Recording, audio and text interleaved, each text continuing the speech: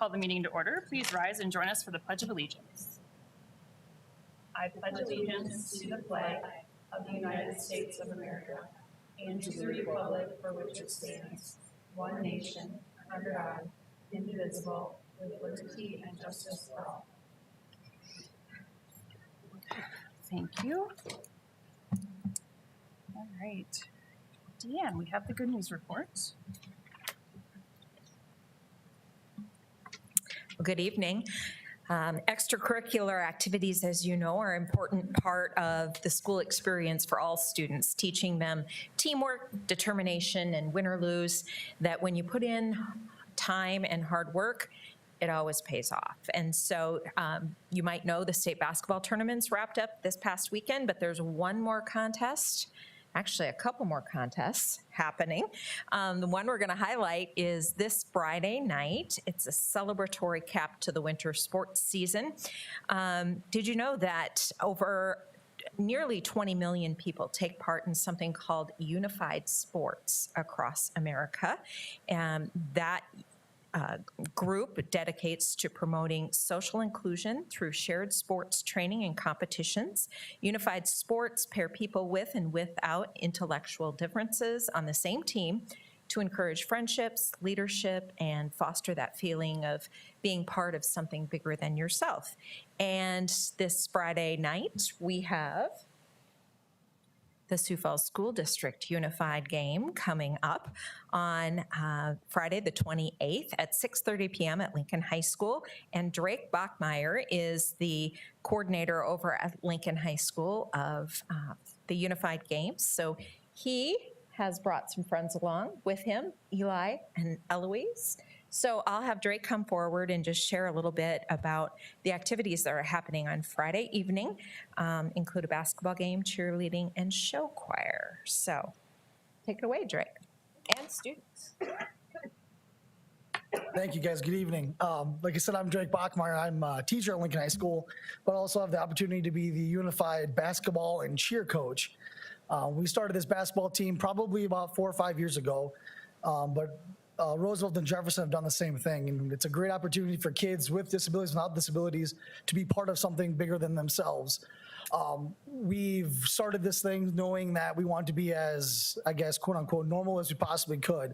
I think it's a privilege to wear your school colors, and no matter if you have a disability or not. And that's why my big thought on this is being part of this team is we get to wear Lincoln High School stuff, or Jefferson or Washington or Roosevelt.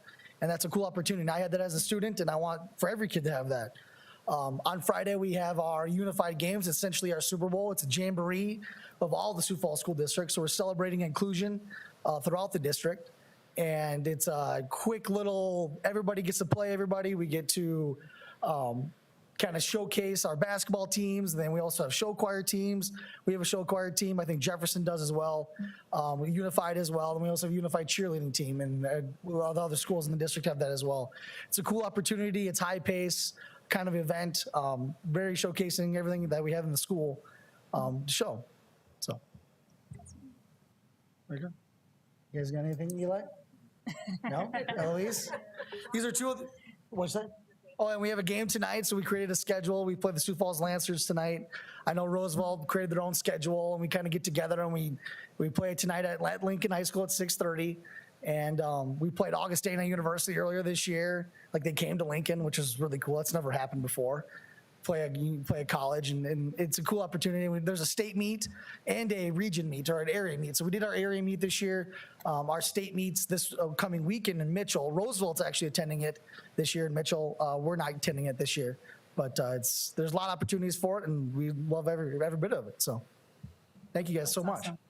Thank you guys so much. I think it's so cool because there are a lot of students in every high school who never get to set foot on their actual gymnasium floor and participate in whatever the activity might be, whether it's basketball or volleyball or whatever. And so I just think it's amazing that what you guys are doing to give as many students as possible that experience to hear the crowd cheering and high-fiving and the people on the bench and the cheerleaders. I just think it gives me goosebumps just thinking about it because it's just such an important part of kids' lives. It's a confidence builder, and it's all of those things. So I'm really excited for this event, and I hope you have a really great turnout of fans and good competition too. So good luck to Lincoln.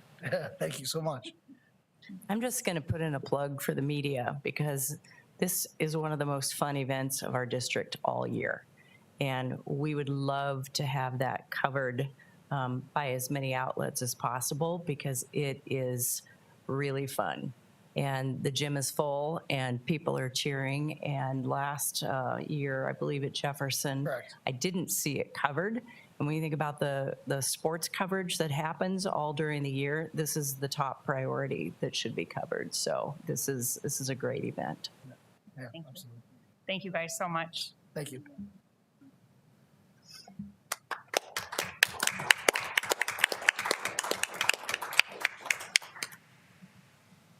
All right, can I get a motion to approve the minutes of the meeting held on March 10th, please? So moved.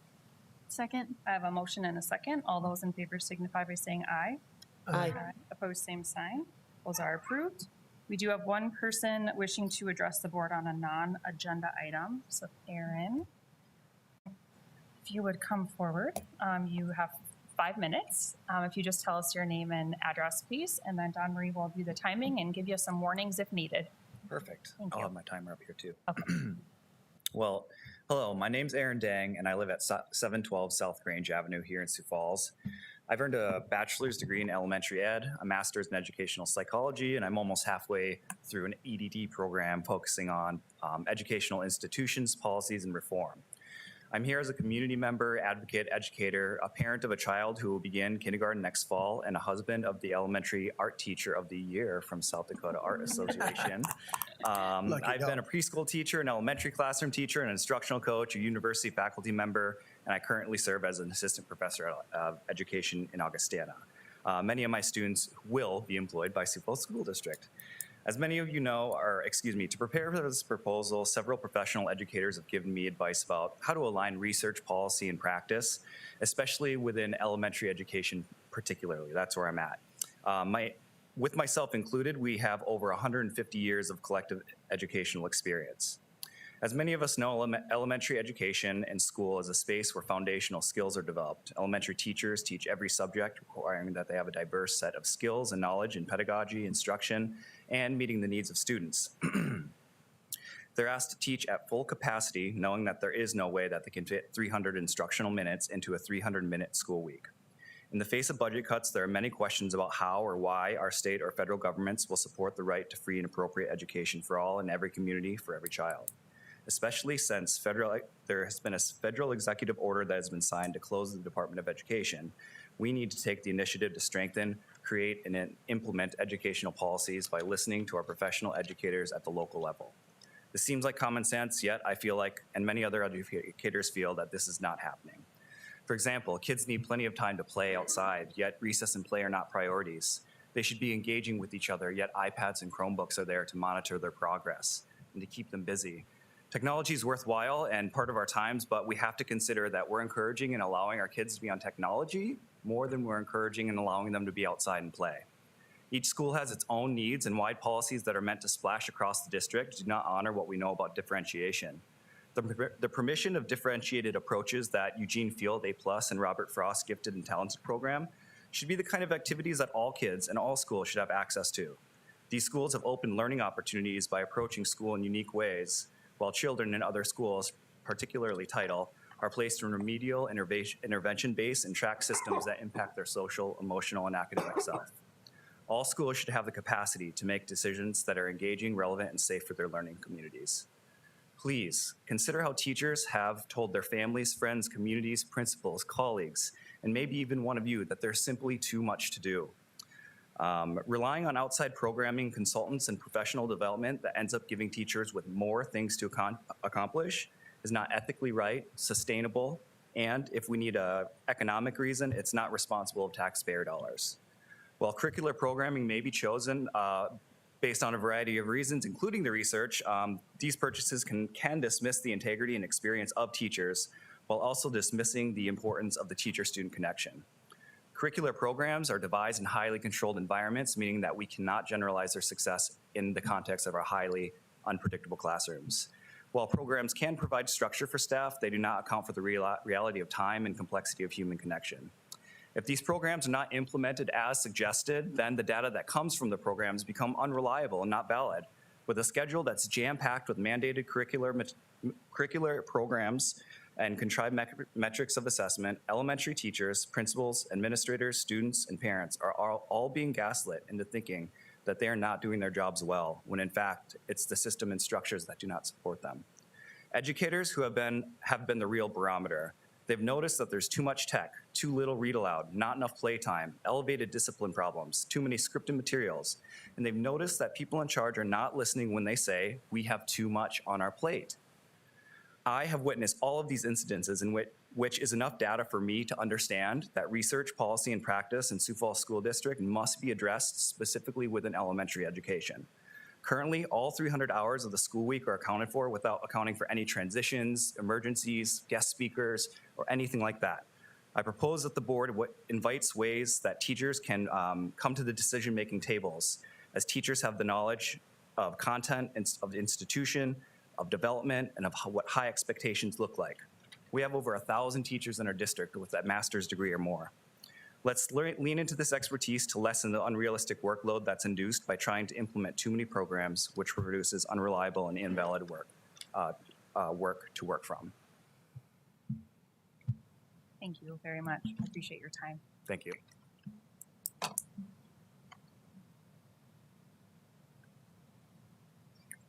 Can I get a motion and a second for approval of the agenda, please? So moved. Second. I have a motion and a second. All those in favor signify by saying aye. Aye. Opposed, same sign. The agenda is approved. We have no conflicts of interest.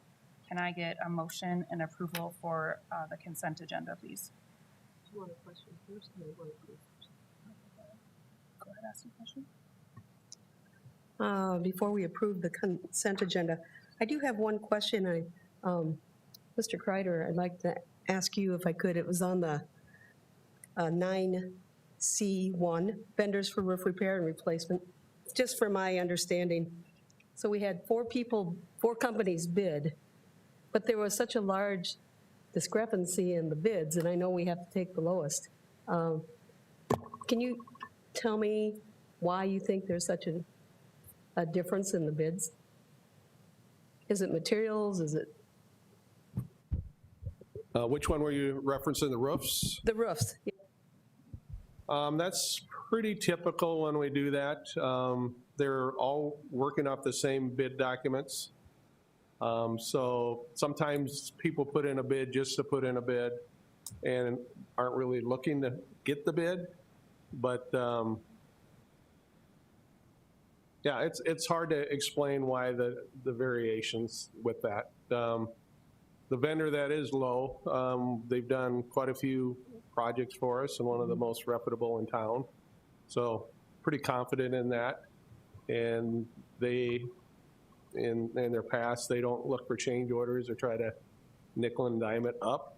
So that's what you always worry about if somebody's real low. But there's bonds and insurance and all that go with that. So yeah, it's hard to explain sometimes the bid. And it's even harder for me to estimate them, during the time, because if the low one doesn't do that. I mean, when you have $500,000 difference between Yep. bids, that's pretty eye-opening. Yeah. Okay, thank you. Didn't mean to put you on the spot or anything, but No, thanks. that's fine. All right, can I get a motion to approve the consent agenda 9A through H, please? So moved. Second. I have a motion and a second. All those in favor signify by saying aye. Aye. Opposed, same sign. That consent agenda is approved. And the supplemental consent agenda, approval of claims to Sanford Health. Motion and a second, please. So moved. Second. I have a motion and a second. All those in favor signify by saying aye. Aye. Opposed, same sign. That is passed with one abstention from myself. And on to the reports of the superintendent. Yeah, tonight we have a departmental report from Gay Anderson and Nutrition Services. I was just in a building this morning, and somebody was filling in and getting things ready. And I just thought, wow, stepping into that in a place where you don't typically work with all of the things that have to be thought about. We know that nutrition services has a very big part of the daily experience of our students as well as our staff. And there are a lot of requirements. And I'm hoping you'll also point out, we just had our state visit with the team that came out to do kind of the whole protocol and review of our nutrition services. I sent that overview a bit to the board at the time, but they were highly complimentary and look to our district often for kind of the standard. And they were very impressed by our staff. So kudos to you, Gay, and to your entire staff. And with that, I will turn it over to you for your full report. Okay, thank you. Well, I did forget to put that part in my report, so. You might have. Todd said I had 20 minutes to talk, I believe. He won't give me eye Watching contact to the now. SDSU game, so if you could. Thank you for having me, though, and what I'm going to talk about here. Make sure I can. My slides aren't here. I can start talking without the slides. How's that? I'm going to talk about providing all of you with an update on child nutrition services and what we do across the district. Our priority area is providing healthy meals and the most affordable means to our students. And when we talk about that, if I get the slides here, an explanation piece of this is child nutrition does play a very key role in the day. We start the day out with our students where we're starting the day with breakfast, giving them many opportunities to eat with us so they can stay focused, feel better throughout the day, and being ready to learn. As we go on, lunch being the second meal of the day, we're keeping our students also full while continuing to learn through that day.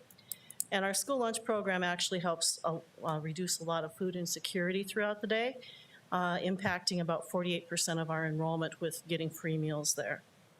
We have multiple USDA-funded programs available, and we as a district actually participate in them all.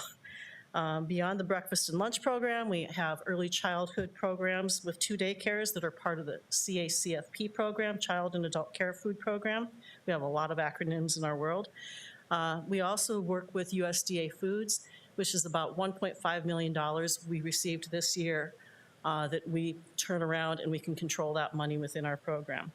And Gay, I just wanted you to point that out, USDA, so Department of Ag. Yes, Department of Ag. One of the items we were just discussing a little bit earlier was potential changes at a federal level. And just as a reminder, this falls under that department, which people don't always remember. With you saying that too, I just got an update today that they're looking at potentially moving our programs to the Department of Health and Human Services. That just came out this morning. So we'll see what happens there. So USDA Foods, it's known as the old commodity program. I do expect to see those dollars higher next year because of the fact if we serve more meals, our rates go up a little bit. We're going to continue operating the summer food service program, and we have that in 7 locations along with various extended school options for other students. Along with that, we have 18 of our elementary schools receiving funds from the Fresh Fruit and Vegetable Grant Program.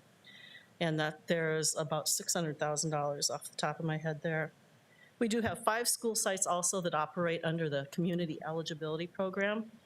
And that is CEP, you'll hear that sometimes in the news. And all those kids that attend those centers have free meals regardless of, we don't need applications or anything there. Our department has 144.75 FTEs, and in all, we have 199 employees. We have EA hours not included in this total as other elementary locations have more hands that help us during meal service. We have in our office 1 full-time dietitian who works with 901 special diets. As of this morning, another 2 came in, so make that up to 903, I guess. Working with that, the majority are peanut tree nut issued ones, so we don't have to worry about that currently with that. Along with that, in recent years, we added a student account specialist, and she focuses on the free reduced meal benefits, making sure that we keep building information or buildings informed about low balances and other concerns that go with that. All employees who work at central services throughout the day downstairs typically always end up at another school, an assigned school typically, or they fill in. And they help serve lunch. And then there's also, with the preparation piece and coming back, they may be doing dishes or cleanup or whatever it takes. The next thing we like to look at is monitoring our meal participation. And so looking at that, we're participation driven. Our menus we have to follow what the kids are eating. And so with that, it's important in many ways. So we look at those participation numbers daily. I'd like to look at that and see where we're at. What did we serve? How many kids did we feed today? Year to date through the end of February, though, I like to throw out these numbers. We're a little big restaurant in town with a lot of franchises, I would say. We served over 572,000 breakfasts through the end of February, with an average daily participation of 4,934 students a day. For lunch, our totals were a mere 1,777,000 plus, averaging 15,320 meals a day. Along with that, we have student participation rates. They both have increased over last year by an average of about 5%, while we've even had a declining enrollment. So it's always nice to see that our participation numbers go up. We also take into consideration the other food that's offered throughout the day, such as our snacks for early childhood programs, CLC programs, and all a la carte sales. And we put that into a formula. We call it meal equivalents. And if you do that district-wide on a daily average, it calculates out to 21,775 meals per average a day. This year, we made a change. Okay, I know how to do this.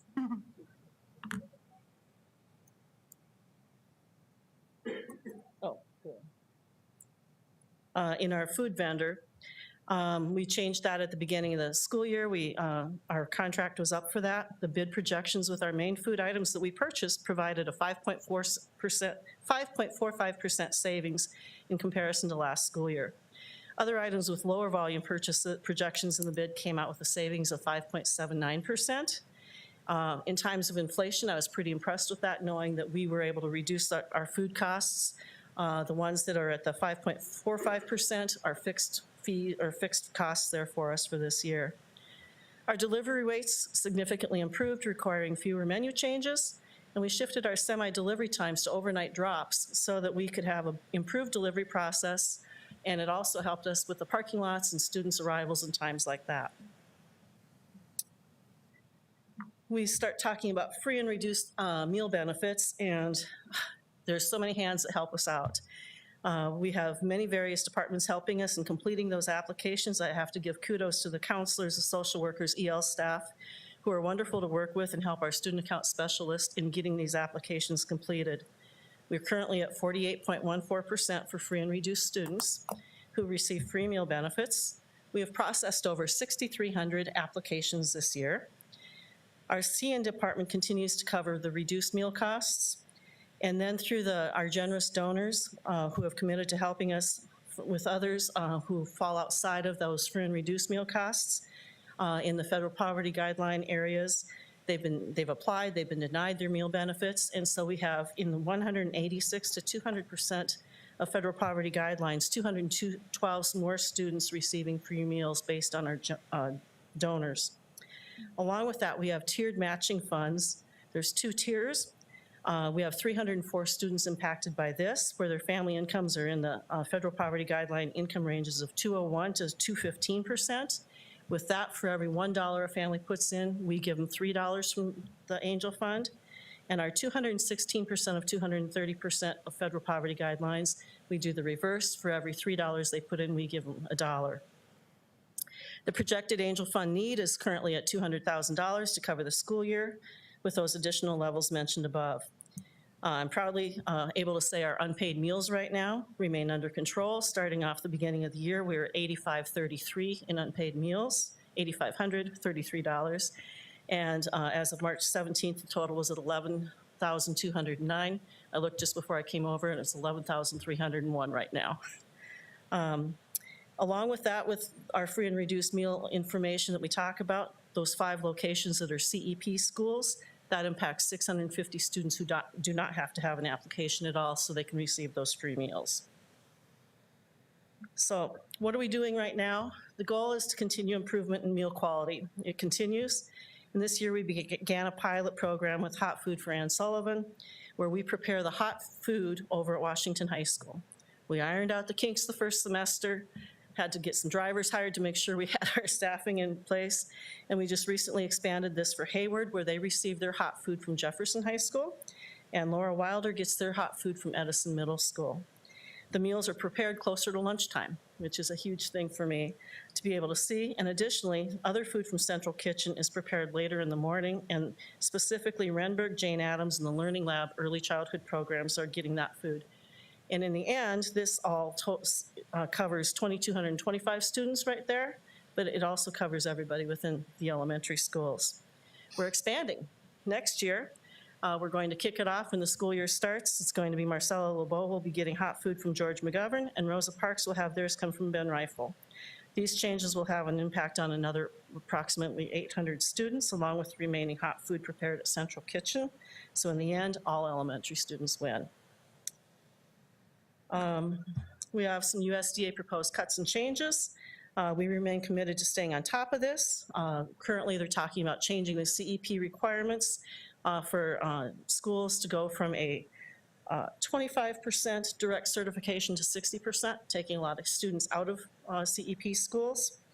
There is talk about, it's proposed that all free and reduced applications would need to be verified for income. Our current regulation is 3%. That was 88 students that we had to verify this year. Otherwise, it would be 6,300 applications, perhaps, if they were having to base it on income.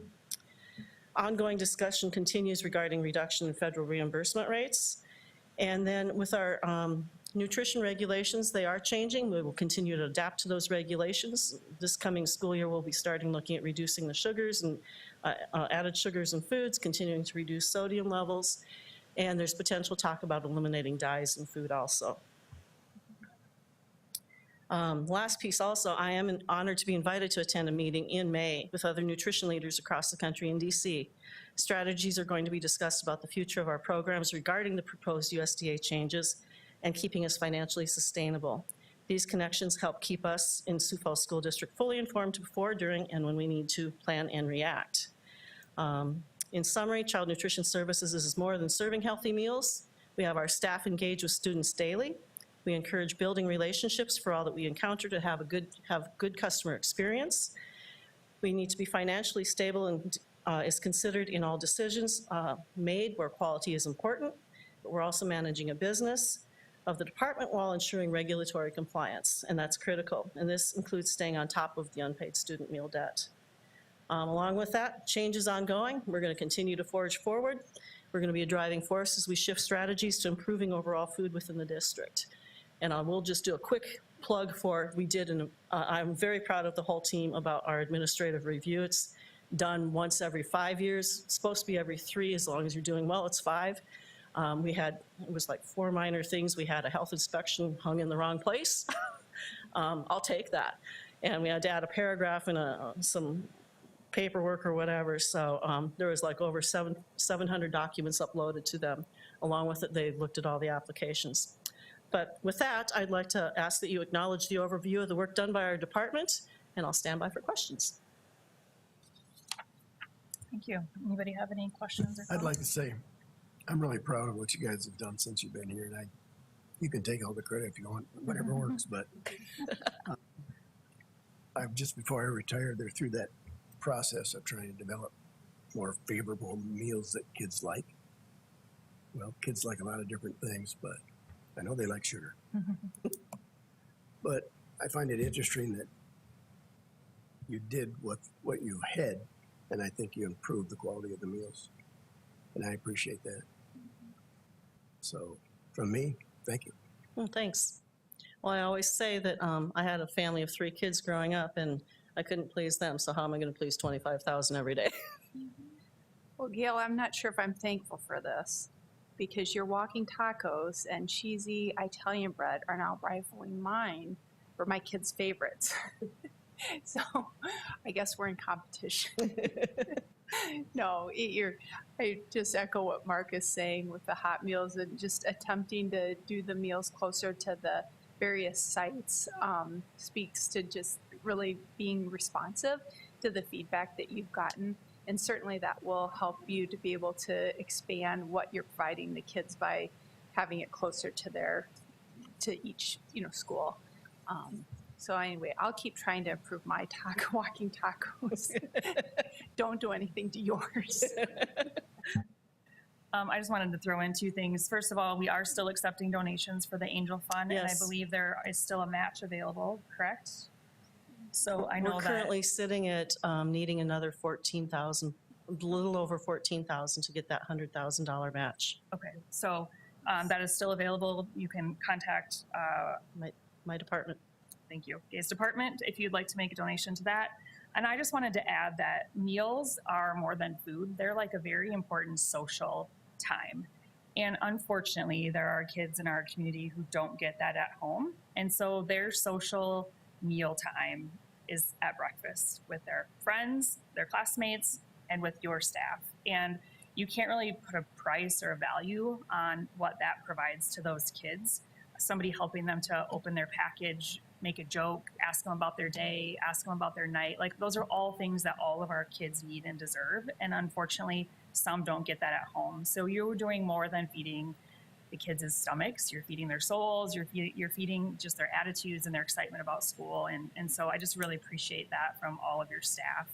And if you've ever been in a cafeteria at an elementary school, the number of milk cartons that need to be opened and ketchup packets is like you've never seen before. So it takes a lot of patience and a lot of grace, but their smiles and thank yous are so worth it. So again, thank you to you and your staff for the great work that you do for our kids every day. Thank you.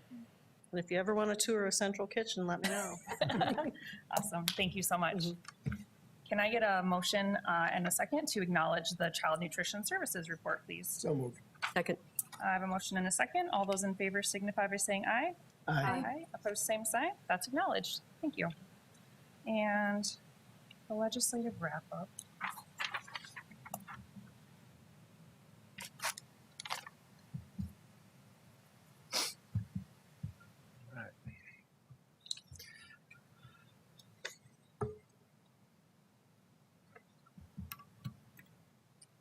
Okay, the main run of the legislative session is over, and we're going to go through the bills we tracked and how we did, I guess.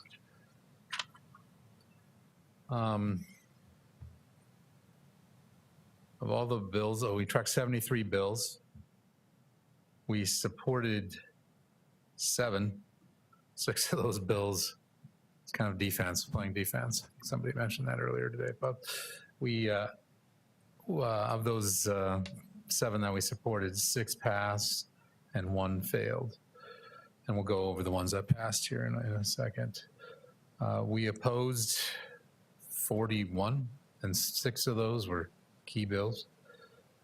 Of those, the 6 key bills failed and 8 passed, and then the rest failed as well. So that's fairly good. We did a pretty good job on our defense, I guess. And then we were neutral on 25 bills, with 2 of those being key. Now, one of those bills kind of had to decide at the end. We had it amend, and they weren't going to put our amendment on it. We'll talk about that in a second too. So I said, well, I'd rather they pass the bill than have killed it. So I made it a neutral on that one.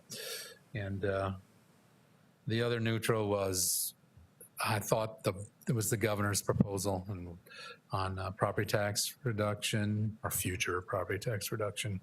And there was probably a dozen bills like that in there, and that was probably the best one. So we were neutral on that one.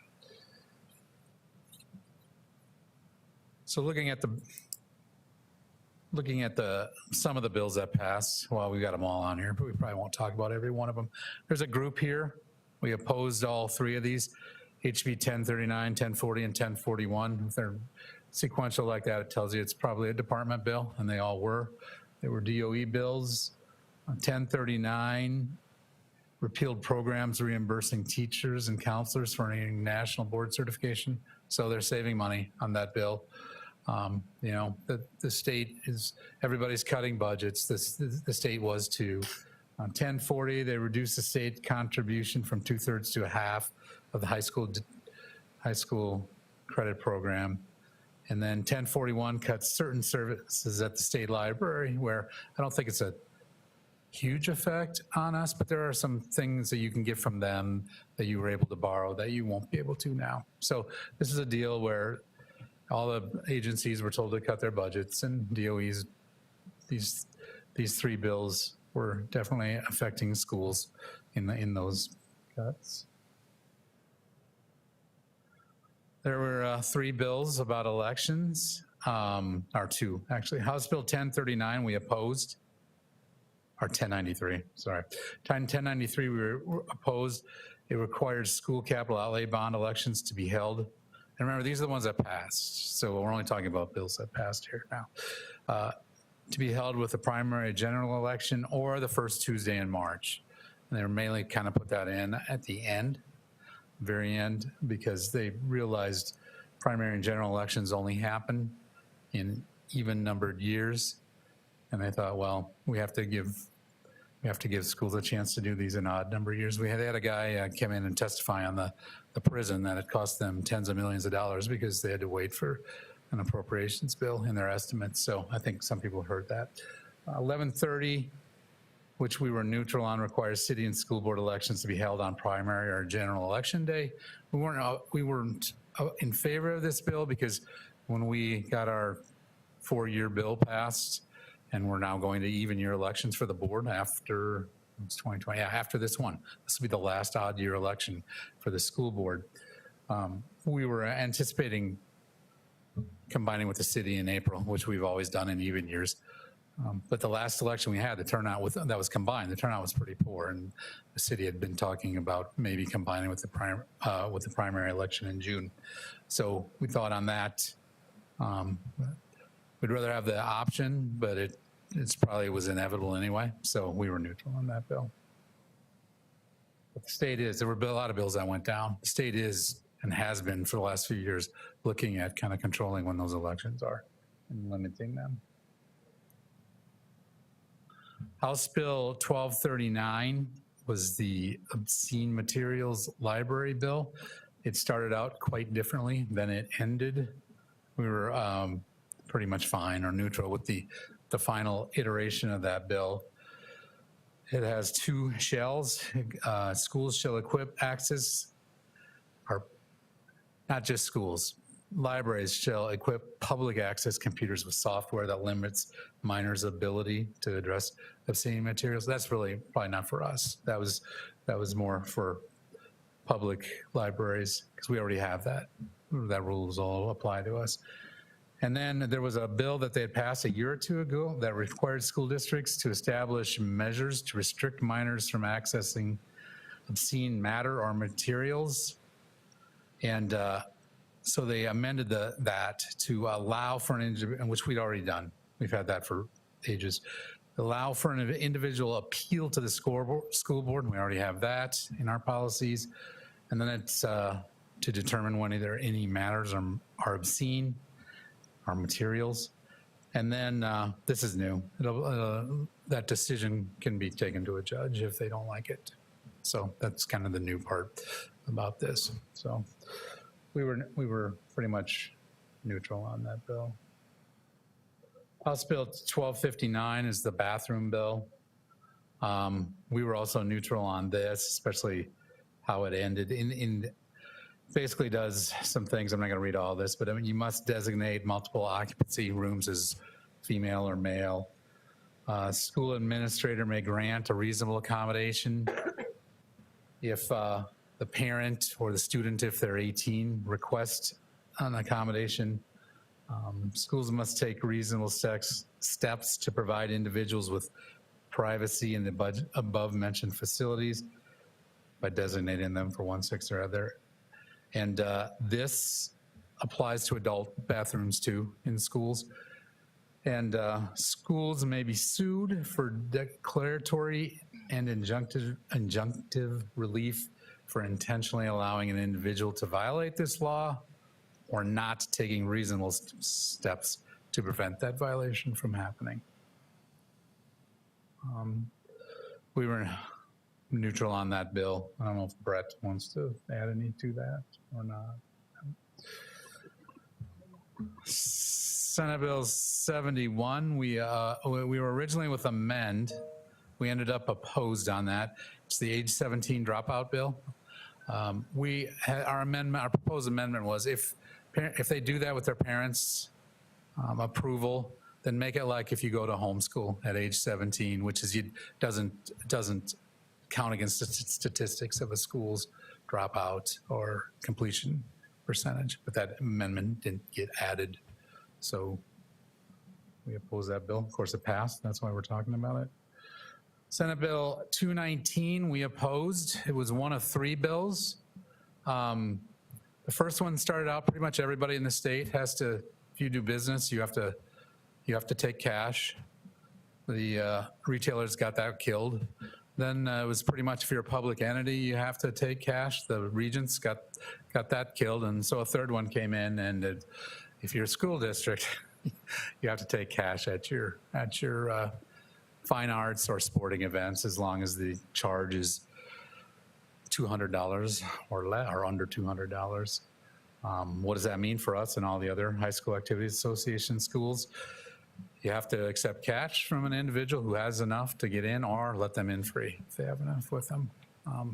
So 3 cracks they took at that, and finally got the one whittled down to just the schools that have sporting events or that are members of high school activities association, and they got it passed narrowly. Senate Bill 1068, we were neutral on. This is a bill you've got these over the years, just allowing certain groups of kids to wear certain items at graduation. This one is about if you're in the National Guard, or if you've signed up for the National Guard or South Dakota National Guard, our branch of a military branch, then you can, if they give you a sash, a stole, or other military decoration specifically for wearing at events like this, they can do that. And this bill contained an emergency clause, so it will apply. And the governor has signed it, so it will apply to our graduations this year. We were neutral on that. 216, we were neutral on. It's that future tax relief of the governor's bill I talked about. It does a few things. Starting next year, owner-occupied property assessments total will be 3% overall.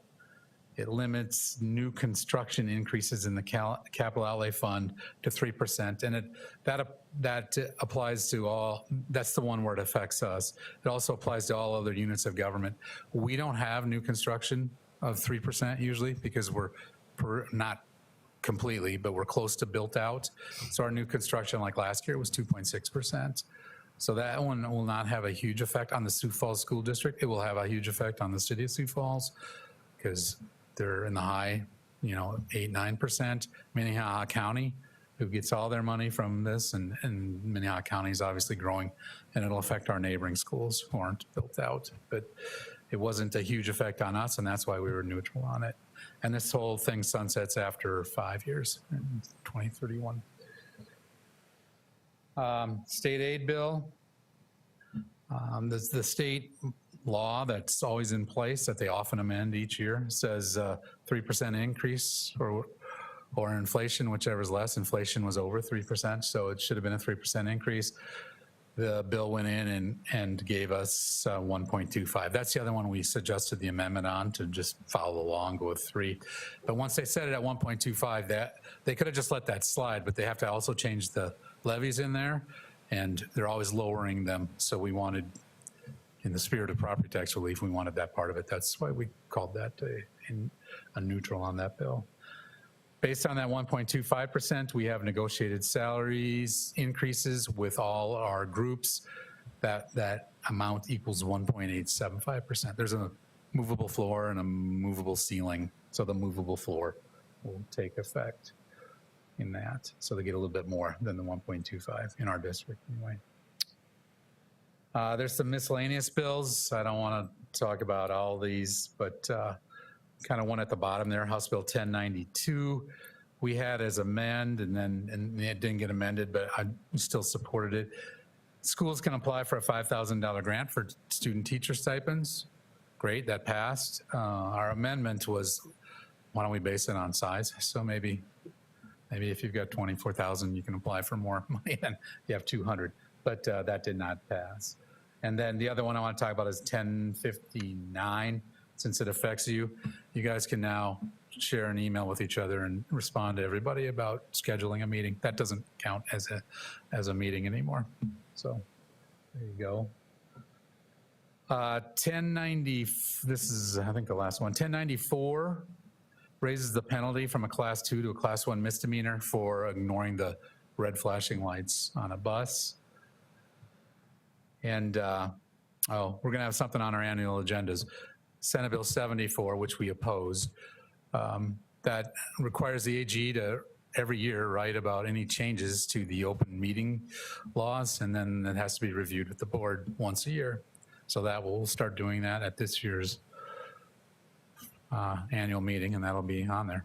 So of all the rules we have to follow, this is the only one we're required to go over with you at a school board meeting. So that's why we oppose that bill. And that's it. I'd stand by for questions, and also I'd just ask you to acknowledge the report on the 2025 legislative wrap-up. On the library bill, wasn't there, or do I have this mixed up? Was there a component that we also have to publicize the policy about library materials now? Was there?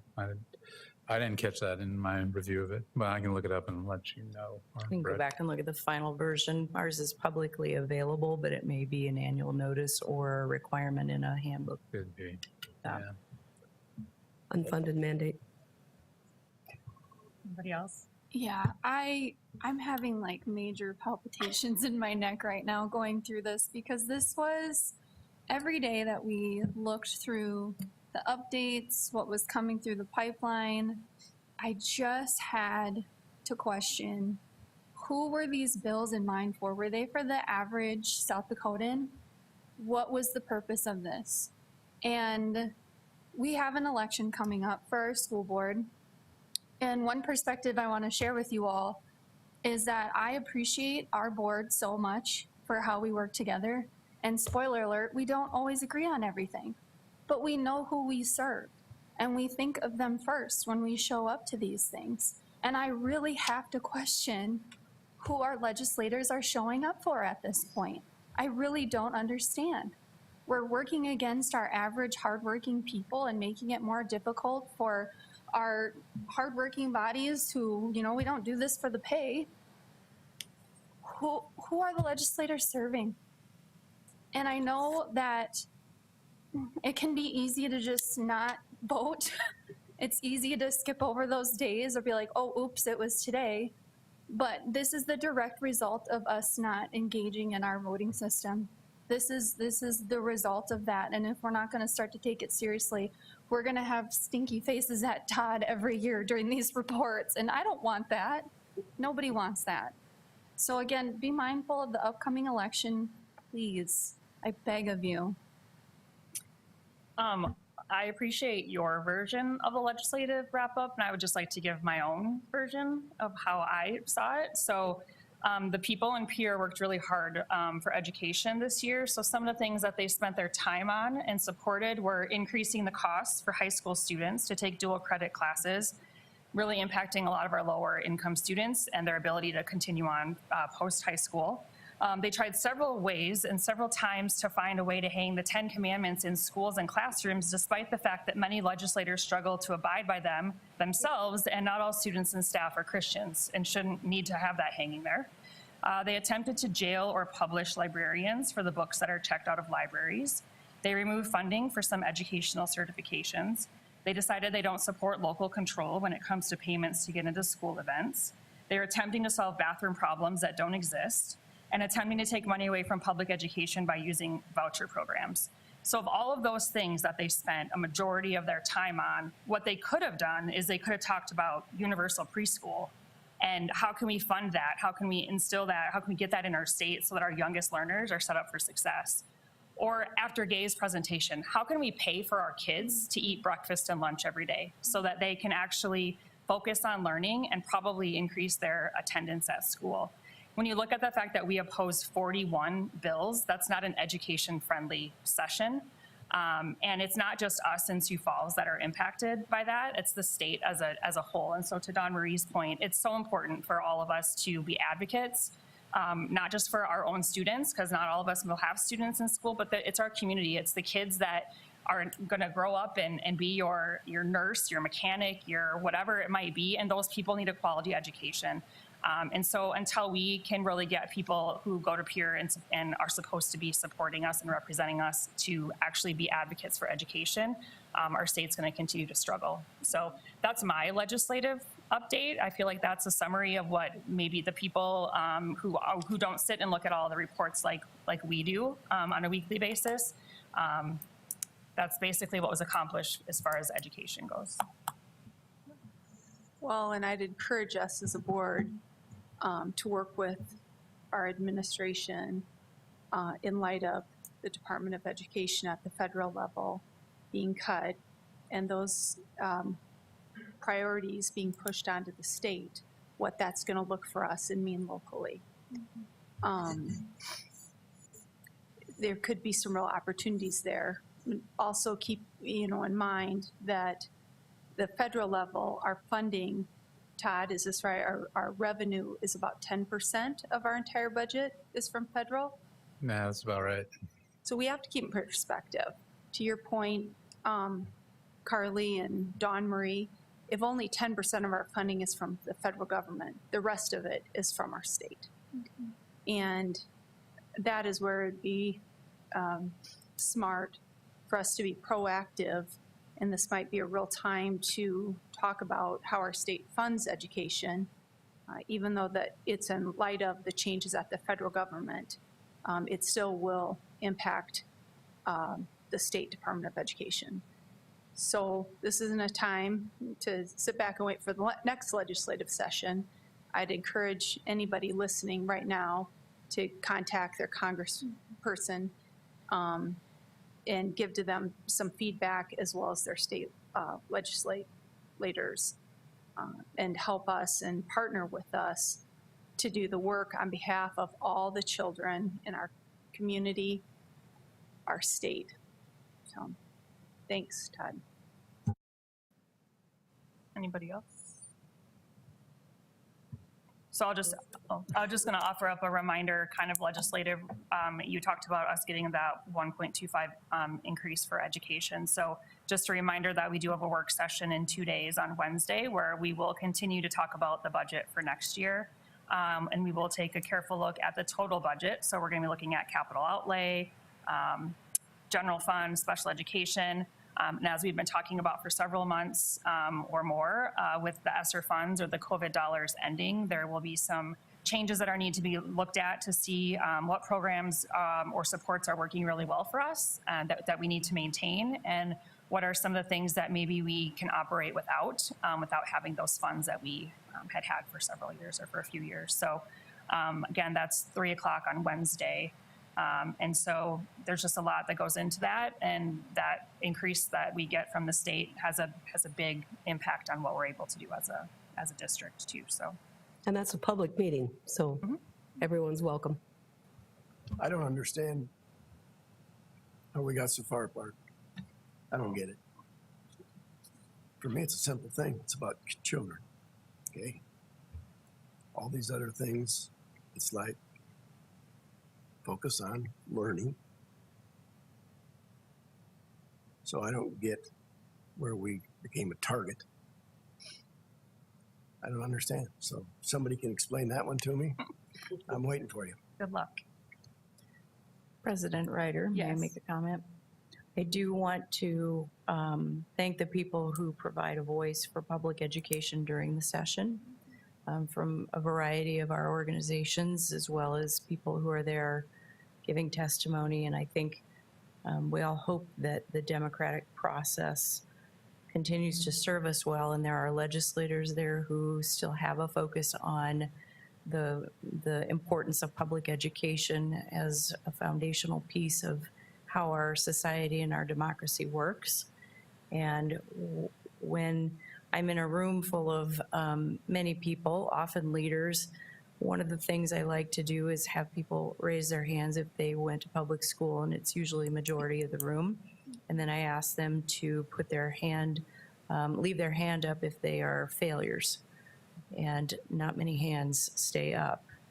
And I think, you know, things change over time, but the education that children receive and the people who show up every day to do that work have stayed very stable in the midst of many things that present challenges every single day. And so I would hope that the focus might return to the importance of supporting public schools. And if you know a legislator who went to work on behalf of children, be sure to thank them, because that is a thankless job for those many long days of work in peer and the complexities that go with serving in the legislature. So I just want to thank them for that service. Thank you. Very good point. All right, with that, can I get a motion and a second to acknowledge the legislative report? So moved. Second. I have a motion and a second. All those in favor signify by saying aye. Aye. Opposed, same sign. That is approved. And anything else? I get a motion and a second for adjournment, please. So moved. I have a motion and a second. All those in favor signify by saying aye. Opposed, same sign. We are adjourned.